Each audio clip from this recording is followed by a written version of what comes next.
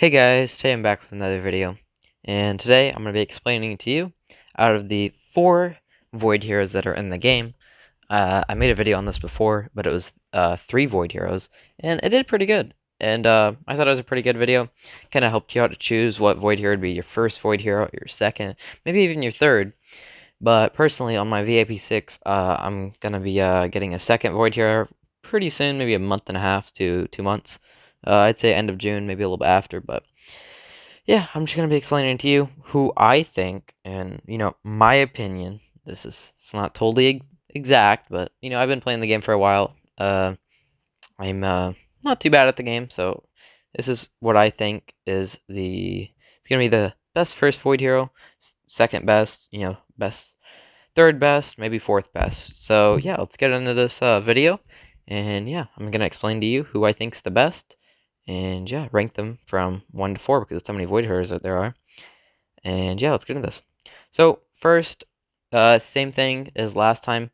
I'm putting Scarlet Queen Laura in first because she has just insane, abilities. She's just a really good hero. She's actually the fastest Void Hero, and she's very easy to get copies of.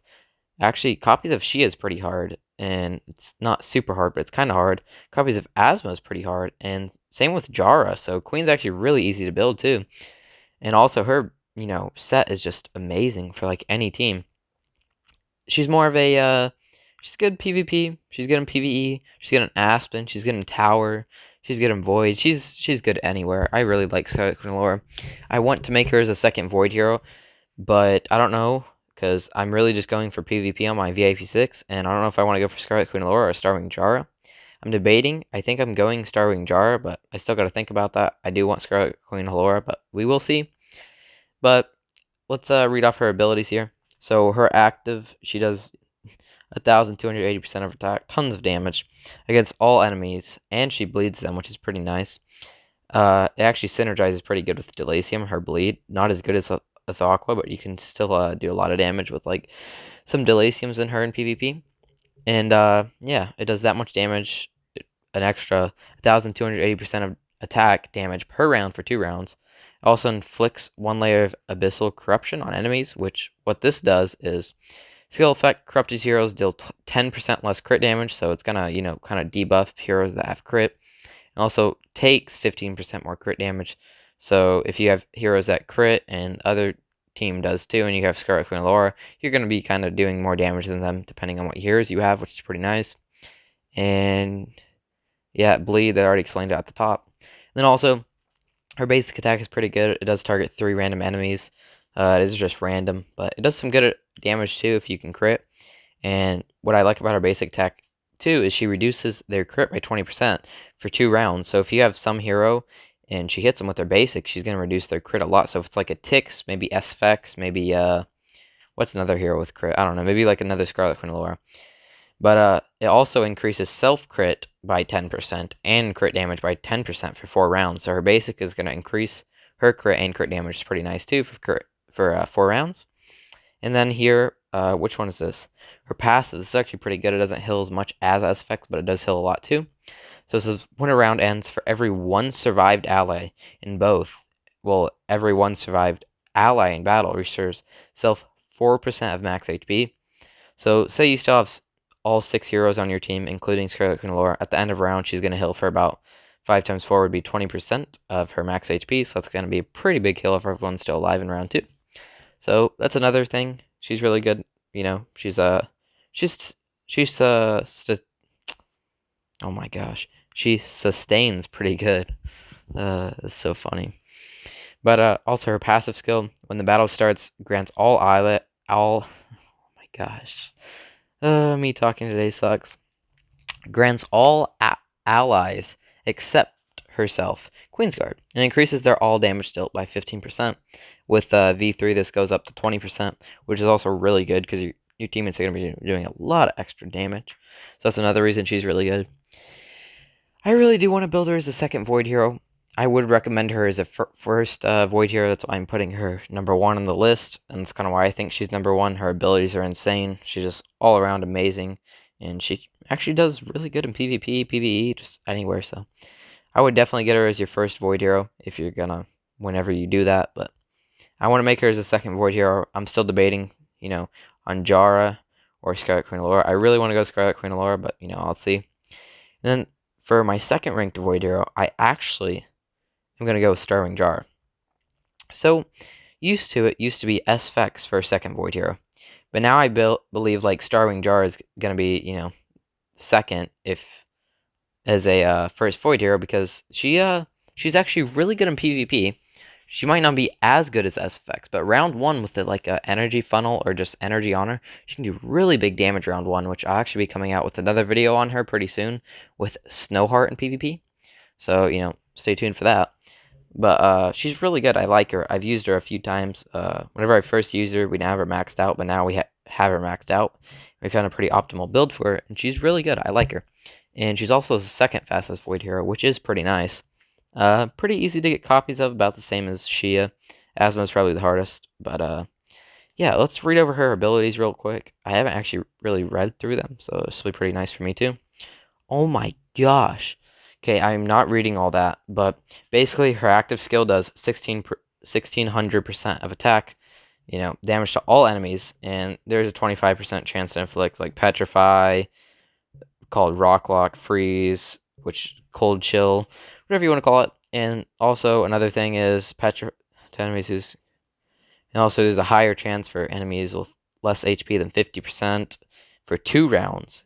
Oh, so they're actually frozen. Okay. Okay. But basically, she has a high chance to, petrify and freeze people, round 1 with active. So it's pretty cool. And also, it kind of shows here. Do you actually? Oh my gosh, you have to scroll down. It's a massive. Okay, we're not gonna read all that, but basically, round 1 she does a big attack, hits all 6 heroes, can petrify and freeze. Just rundown of her. Her passive skill. Oh my gosh, that's massive too. Why did they give her so much stuff? But her basic attack targets the enemy with the lowest HP, which I actually did not know. That's it's actually pretty nice to know. Dealing 800% of attack damage and extra damage equal to 30% of the target's lost HP. Damage caps at 1500% of Starwing Jar's attack. After that, deals 800% of attack damage to the enemy with the highest attack and stills attack 30% of attack from the target for 2 rounds. And I think actually once you get her V3, she actually buffs a little bit for less stolen attack. So that's actually really good. So if you can keep her alive and she can get off some basics and some active, she can do some good damage. So I would pair her with like an E5 Fiona, and she's gonna be really good. I do want to build her, but I'm still debating. I might. We'll see. But let's read off her next one. Passive skill. Whenever an ally releases their active skill, increases self 15 energy and 1 layer of focus. I don't know what focus does. Skill effect. Each layer of focus increases self 6% of control precision. So basically, she has a higher percent chance to freeze. So it's actually freeze and petrify. It was actually really nice. I didn't know that. And 3% control immediate offset. Focus will be zeroed after the active skill is released. That's actually really good though. So if I run like a speed artifact on her and have like 4 of my heroes do active round 1, and then the second round she does an active, she would be doing like, she would have a super high chance to freeze and petrify people. I think that's actually okay. I might build Starwing Jar. After reading through her abilities, I actually believe I should build her even more.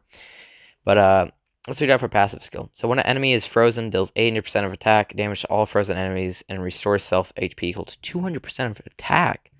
Oh my gosh. So she actually heals a lot too. So it's actually really nice if you can keep her alive. Wow. I'm liking her more and more after I'm reading these.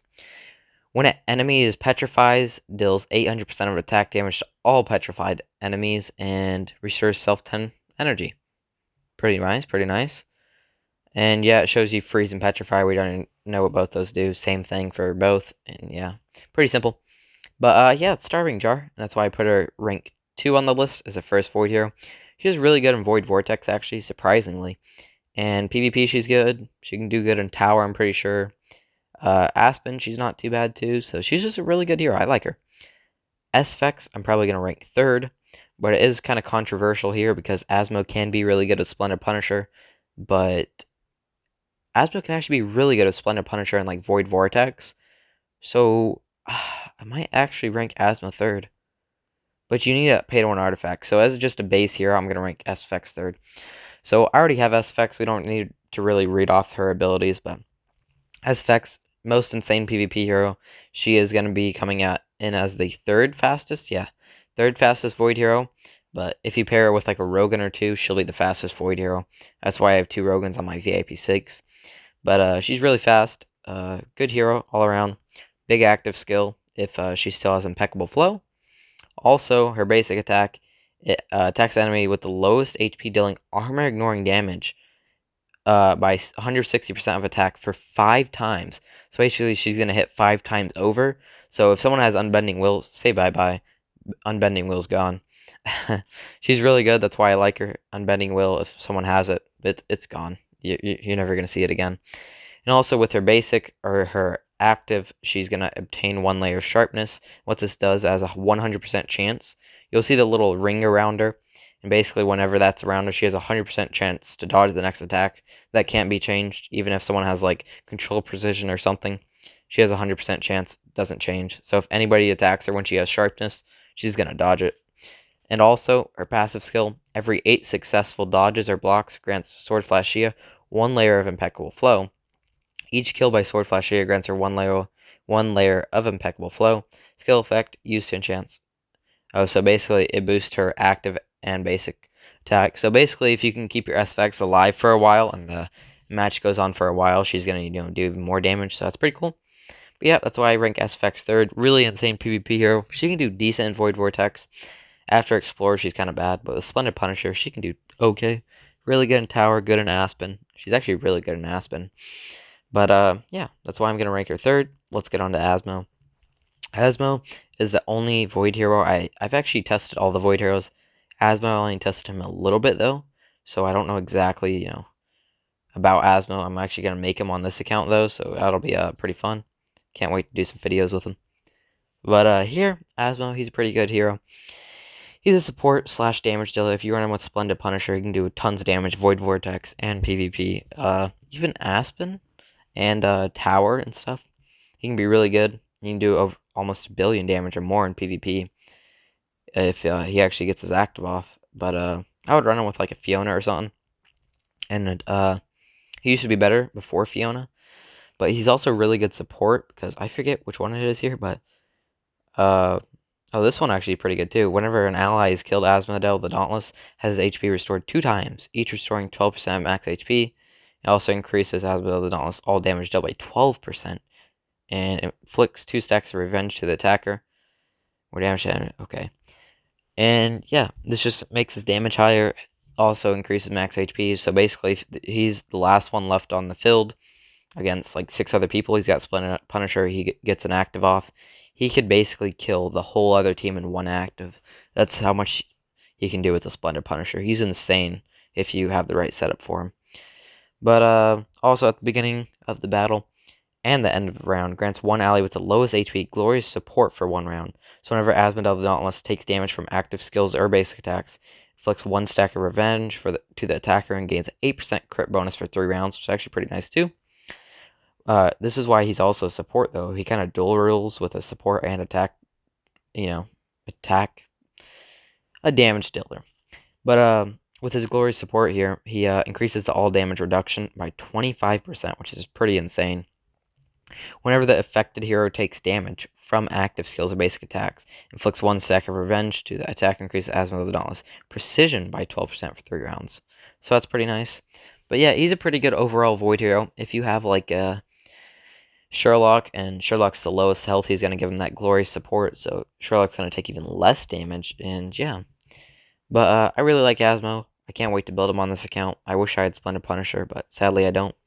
He's a good Void hero. It's kind of like he could be better than Starwing Jar and Scarlet Queen lore and SFX, and, just all the other Void heroes. All these Void heroes could be better than each other. It just depends on your team and stuff. But yeah, it's kind of my list. Scarlet Queen Laura, Starwing Jar, SFX, and Asmo.